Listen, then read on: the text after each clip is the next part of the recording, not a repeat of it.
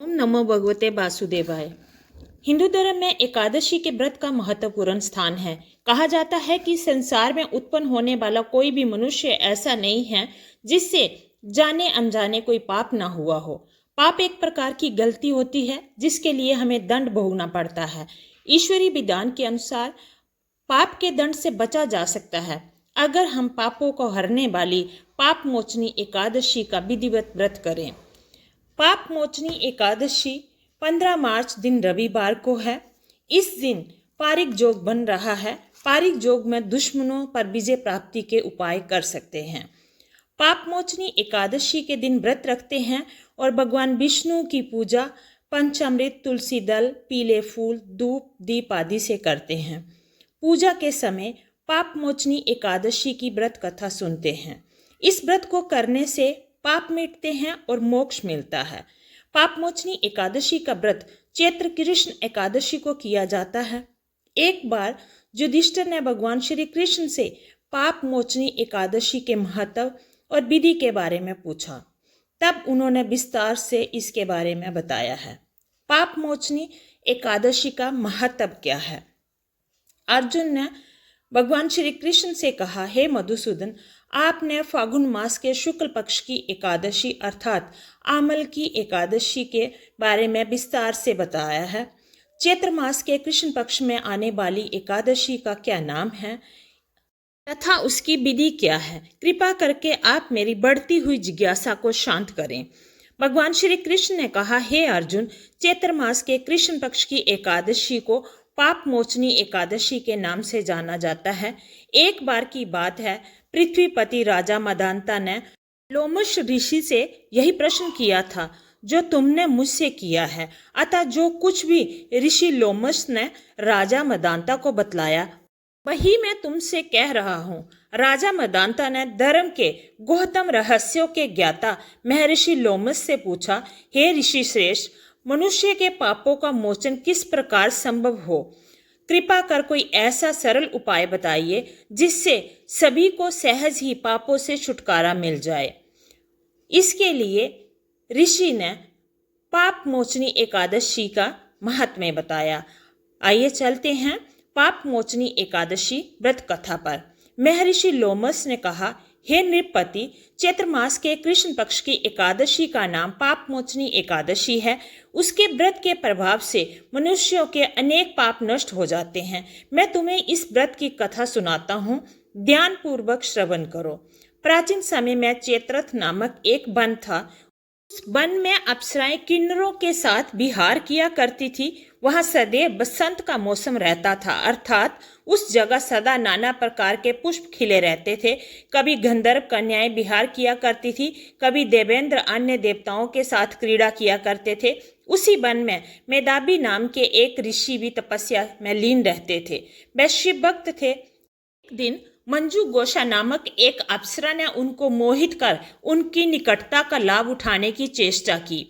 इसलिए वह कुछ दूरी पर बैठकर बीना बजाकर मधुर स्वर में गाना गाने लगी। उसी समय शिव भक्त महर्षि मेधावी को कामदेव भी जीतने का प्रयास करने लगे।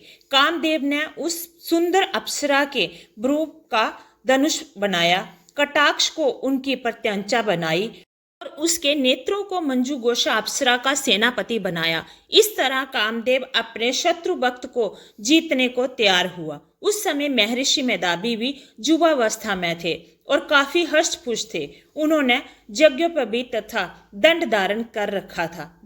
दूसरे कामदेव के समान प्रतीत हो रहे थे। उस मुनि को देखकर कामदेव के वश में हुई मंजू गोशा ने धीरे धीरे मधुर बीना से बीना पर गायन शुरू किया तो महर्षि मेधावी भी मंजू गोशा के मधुर गाने पर तथा उनके सौंदर्य पर मोहित हो गए। वह अप्सरा मेधावी मुनि को कामदेव से पीड़ित जानकर उनसे आलिंगन करने लगी। महर्षि मेधावी उसके सौंदर्य पर मोहित होकर शिव रहस्य को भूल गए और काम के वशीभूत होकर उसके साथ रमन करने लगे। काम के वशीभूत होने के कारण मुनि को उस समय दिन रात का भी कुछ ज्ञान न रहा और काफी समय तक वह रमन करते रहे। तदुपरांत मंजू गोशा उस मुनि से बोली, हे ऋषिवर, अब मुझे बहुत समय हो गया है, अतः स्वर्ग जाने की आज्ञा दीजिए। अप्सरा की बात सुनकर ऋषि ने कहा, हे मोहिनी, संध्या को तो आई हो, प्रातःकाल होने पर चली जाना है। ऋषि के ऐसे वचनों को सुनकर अप्सरा उनके साथ फिर रमन करने लगी। इसी प्रकार दोनों ने साथ साथ बहुत समय बिताया। मंजुघोषा ने एक दिन ऋषि से कहा, हे विप्र, अब आप मुझे स्वर्ग जाने की आज्ञा दीजिए, मुझे यहाँ पर बहुत समय हो गया है। मुनि ने इस बार भी वही कहा, हे रूपसी, अभी ज्यादा समय व्यतीत नहीं हुआ है, कुछ समय और ठहरो। मुनि की इस बात को सुनकर अप्सरा ने कहा, हे ऋषिवर, आपकी रात तो बहुत लंबी है, आप स्वयं ही सोचिए कि मुझे आपके पास आए कितना समय हो गया है। अब और ज्यादा समय तक ठहरना उचित नहीं होगा, ये अनुचित है। अप्सरा की बात सुन मुनि को समय का बोध हुआ और वह गंभीरता पूर्वक विचार करने लगा। जब उन्हें समय का ज्ञान हुआ कि उन्हें रमन करते 57 वर्ष व्यतीत हो चुके हैं, तो उस अप्सरा को वह काल का रूप समझने लगे, तो उससे नफरत करने लगे। इतना ज्यादा समय भोग विलास में व्यर्थ चला गया और उन्हें इस बात पर बहुत क्रोध आया। अब वह भयंकर क्रोध में जलते हुए उस तप नाश करने वाली अप्सरा की तरफ भ्रुकुटी तानकर देखने लगे और क्रोध में उनके अंदर कांपने लगे और इंद्रियां बेकाबू होने लगी। वे गुस्से में लाल पीले होने लगे। क्रोध से थरथराते स्वर में मुनि ने उस अप्सरा से कहा, मेरे तप को नष्ट करने वाली दुष्टा, तू महापापिन और बहुत ही दुराचारनी है, तुझ पर धिक्कार है। अब तू मेरे पाप से पिशाचनी बन जा। मुनि के क्रोधयुक्त श्राप से वह अप्सरा पिशाचनी बन गई। ये देखकर व्यथित होकर बोली, हे ऋषिवर, अब मुझ पर क्रोध त्याग कर प्रसन्न होइए और कृपा करके मुझे बताइए कि इस श्राप का निवारण किस प्रकार होगा। विद्वानों ने कहा है, साधुओं की संगत अच्छा फल देने वाली होती है और आपके साथ तो मेरे बहुत वर्ष व्यतीत हुए हैं, अतः अब आप मुझ पर प्रसन्न होइए, अन्यथा लोग कहेंगे कि एक पुण्य आत्मा के साथ रहने पर मंजुघोषा को पिशाचनी बनना पड़ा। साधु की संगत तो शुभ फल देती है और मैंने तो आपके साथ इतने वर्ष बिताए हैं। मंजुघोषा की बात सुनकर मुनि को अपने क्रोध पर अत्यंत ग्लानि हुई और साथ ही अपनी अपकीर्ति का भय भी हुआ। तब पिशाचनी बनी मंजुघोषा से मुनि ने कहा, तूने मेरा बड़ा बुरा किया है, किंतु फिर भी मैं तुझे इस श्राप से मुक्ति का उपाय बतलाता हूँ। चैत्र मास के कृष्ण पक्ष की जो एकादशी है, उसका नाम पाप मोचनी एकादशी है। उस एकादशी का उपवास करने से तेरी पिशाचनी की देह से मुक्ति हो जाएगी। ऐसा कहकर मुनि ने उसको व्रत का सब विधान समझा दिया। फिर अपने पापों का प्रायश्चित करने के लिए वह अपने पिता च्यवन ऋषि के पास चले गए। च्यवन ऋषि ने अपने पुत्र मेधावी को देखकर कहा, हे पुत्र, ऐसा क्या किया है तूने कि तेरे सभी तप नष्ट हो गए हैं, जिससे तुम्हारा समस्त तेज मलिन हो गया है। मेधावी मुनि ने लज्जा से अपना सिर झुकाकर कहा, पिताश्री, मैंने एक अप्सरा से रमन करके बहुत बड़ा पाप किया है। इसी पाप के कारण संभवतः मेरा सारा तेज और मेरे सारे तप नष्ट हो गए हैं। कृपा करके आप इस पाप से छूटने का कोई उपाय बतलाइए। ऋषि ने कहा, हे पुत्र, तुम चैत्र माह के शुक्ल पक्ष की पाप मोचनी एकादशी का विधि तथा भक्ति पूर्वक उपवास करो, इससे तुम्हारे सभी पाप नष्ट हो जाएंगे। अपने पिता च्यवन ऋषि के वचनों को सुनकर मेधावी मुनि ने पाप मोचनी एकादशी का विधि पूर्वक व्रत किया। उसके प्रभाव से उसके सभी पाप नष्ट हो गए।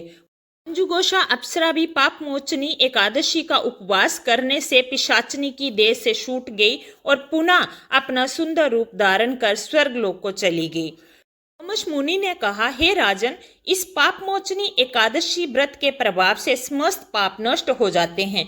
इस एकादशी की कथा के श्रवण तथा पठन से 1000 गोदान करने का फल प्राप्त होता है। इस उपवास को करने से ब्रह्म हत्या करने वाले, स्वर्ण चुराने वाले, मदपान करने वाले, अगम्यागमन करने वाले आदि भयंकर पाप भी नष्ट हो जाते हैं और अंत में स्वर्गलोक की प्राप्ति होती है। इतना पुण्यमयी और फलदायी है एकादशी व्रत का महात्म्य। जो भी पाप मोचनी एकादशी का व्रत रखता है और भगवान विष्णु की पूजा कर उनकी कथा का श्रवण करता है, उसके बड़े से बड़े पाप नष्ट हो जाते हैं और माँ एकादशी की भगवान विष्णु की कृपा से मोक्ष मिलता है। बोलिए श्री लक्ष्मी नारायण की जय।